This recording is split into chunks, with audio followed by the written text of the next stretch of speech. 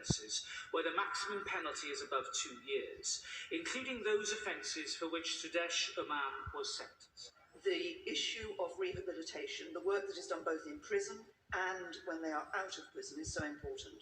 There has been many efforts at this over the years, but as recent incidents have seen, that has not always been with success.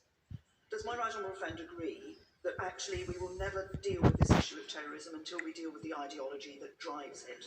And will he reassure me that the government is taking extra efforts to find new paths to ensure that we can turn people away from the extremism and the terrorism that takes other people's lives? There is a constant, if you like, a self-questioning amongst those responsible for these particular programmes to make sure that they are properly calibrated, that they understand the particular drivers that mean that people are compelled to commit these acts. Given the extra time in custody that many of these prisoners will now serve, these sorts of effective and in many cases very brave interventions by prison imams will be given the extra time available to take further effect.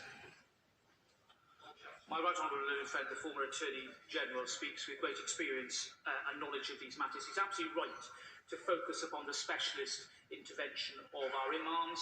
I think I referred to the fact that we were going to increase resources and increase the number available within our prisons. Both the Home Secretary and I have seen it first hand, the partnership working that goes on within the high security estate when it comes to dealing with these particular challenges, and it's precisely that type of specialist intervention that he and others can be confident about that we will be supporting in the years ahead.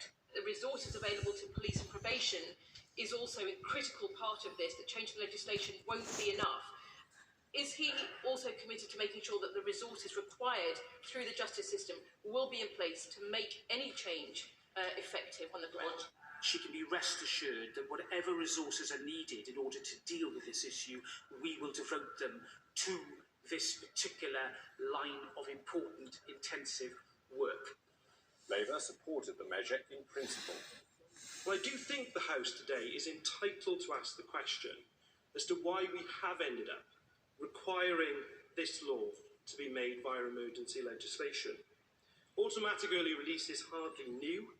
It's been part of our system for many years and could have already been dealt with by a government that took a more strategic approach. The Home Affairs Committee had been given